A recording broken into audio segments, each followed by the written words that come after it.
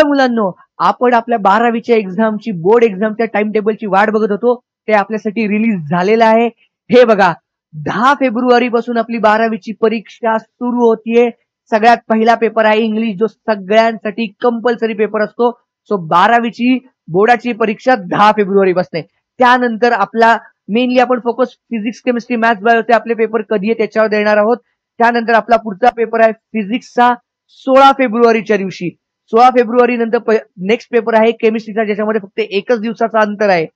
केमिस्ट्रीचा paper झाला 18 फेब्रुवारीला, की आपल्याला आहे 21 फेब्रुवारीला मॅथ्सचा पेपर. ज्यांचा PCM हा ग्रुप आहे त्यांचा इथं मेन कोर सब्जेक्ट संपतात, आणि ज्यांचा बायोलॉजी आहे त्यांचा पुढचा पेपर आहे 25 फेब्रुवारीला. इथं आपली कोर PCMB ची एक्झाम संपते.